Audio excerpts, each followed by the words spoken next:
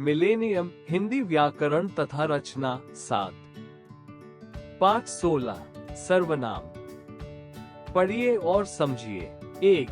आयुष। 2. आयुष व। 3. आयुष के, उसके। दिए गए गद्यांश में आयुष नाम बार बार दोहराया गया है, जिससे भाषा का प्रवाह बाधित होता है और वाक्य अटपटे लगते हैं। ऐसे अटपटेपन को दूर करने के लिए संज्ञा नाम के स्थान पर सर्वनाम का प्रयोग किया जाता है, जैसे वह, उसके, उसे आदि। सर्वनाम दो शब्दों से मिलकर बना है, सर्व सबका जोड़ नाम, अर्थात ऐसे शब्द जो संज्ञा के स्थान पर प्रयुक्त हो सर्वनाम कहलाते हैं। उदाहरण, मैं, तुम, वह, हम, आप, ये, कोई, कुछ आदि। जो शब्द संज्ञा नाम के स्थान पर प्रयुक्त होते हैं वे सर्वनाम कहलाते हैं। 1. पुरुषवाचक सर्वनाम। जो सर्वनाम किसी व्यक्ति के लिए प्रयुक्त होता है वो पुरुषवाचक सर्वनाम कहलाता है, जैसे मैं, हम, तू, तुम, आप, ये, वह, के आदि। एक उत्तम पुरुष बोलने वाला या लिखने वाला अपने नाम के बदले जिस सर्वनाम का प्रयोग करता है उसे उत्तम पुरुष सर्वनाम कहते हैं, जैसे मैं, हम।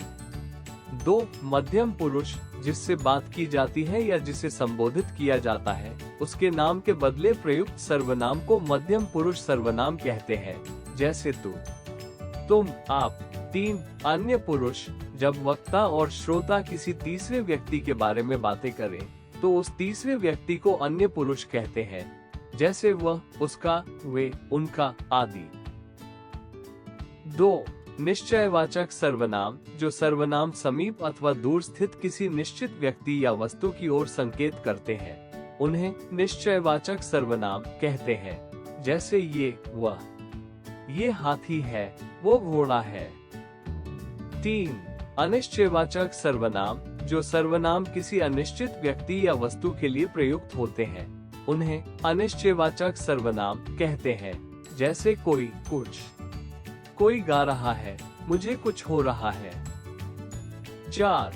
प्रश्नवाचक सर्वनाम। जिन सर्वनाम शब्दों का प्रयोग किसी व्यक्ति या वस्तु के संबंध में प्रश्न पूछने के लिए होता है उन्हें प्रश्नवाचक सर्वनाम कहते हैं, जैसे कौन, क्या, किसने। कौन समझा रहा है, किसने काम पूरा नहीं किया। 5. निजवाचक सर्वनाम। जो सर्वनाम कर्ता के रूप में स्वयं निजत्व को बताने के लिए आता है उसे निजवाचक सर्वनाम कहा जाता है, जैसे खुद, स्वयं। मैं अपना काम खुद करूंगा, आप स्वयं जाकर देखिएगा। 6. संबंधवाचक सर्वनाम। जिन सर्वनाम का प्रयोग साथ में आए किसी अन्य उपवाक्य में प्रयुक्त संज्ञा या सर्वनाम से संबंध बताने के लिए किया जाता है उसे संबंधवाचक सर्वनाम कहते हैं, जैसे जो, वह, जो, वे, जो, सो आदि।